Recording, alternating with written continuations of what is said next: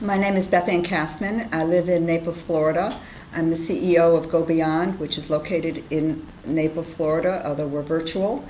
And I'm the co-founder and CEO as well of Go Beyond Limited, which is in Europe. So we do cross-border investing.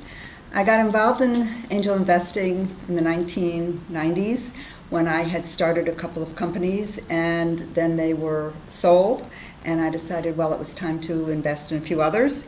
And so, like a lot of other entrepreneurs, I began to put my money into other entrepreneurial ventures.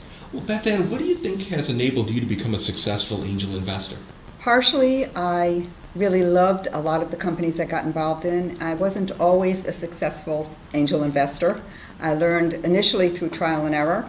And then the company that we started in Europe, the first one was in 2007, I learned a lot more about the kinds of skills you need to become much better in assessing the deals. Loving them is not enough. You need to do a little more than love them. And so I learned over time many of the skills you need and many of the techniques you can use to do well when you invest. I always like the excitement of something new, something that's disruptive, something that's unusual. And I find that one of the things that most of the companies I deal with do not do well is to look at the competitive environment and assess how they fit in there.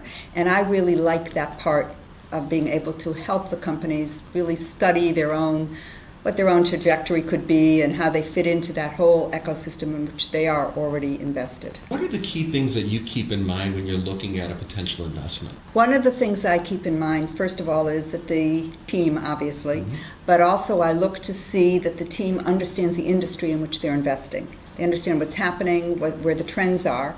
I also look to see whether the company itself has thought about how they're going to exit, where they fit into the whole competitive environment and how they see themselves playing that out.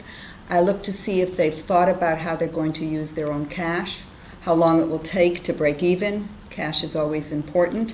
I don't expect the early companies to be cash positive necessarily, but I expect that they will have figured out what it will take to get to be cash positive. Frequently, I don't want to use the word mentor necessarily, but I've worked with them over intense periods of time to try to help them out of a crisis situation or help them define how they can possibly either sell their company or exit. So I would say the thing other than my investment are the skills I can bring to help them go forward. First, I want to say that some of the 90 are fairly experienced investors, so I'm hoping to learn from them as well. The three things that aren't often or always mentioned is I think it's important to invest as part of an investment group, especially if you're new, because that means you can share knowledge and learn from the others around you.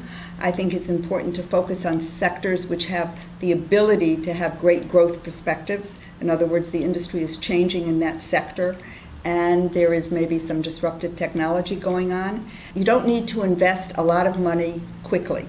You can make small investments over time while you figure out how you feel about investing. And I think the other thing is remember to keep some money back for follow-on rounds, because most companies are not going to make it on the first investment you make, and it's always nice to be there at the end when a company exits, because that's how you make the most returns. I wish I had known to keep money back for further rounds. I didn't know that initially. It took me a while to learn that. And there's always a few companies you miss that you wish you invested in. And you're never really sure why you didn't, but there's always those I wish I had. But I think the major lesson I learned is you need to keep some money back. And you need also not to fall in love with the company just because you like the people doing it.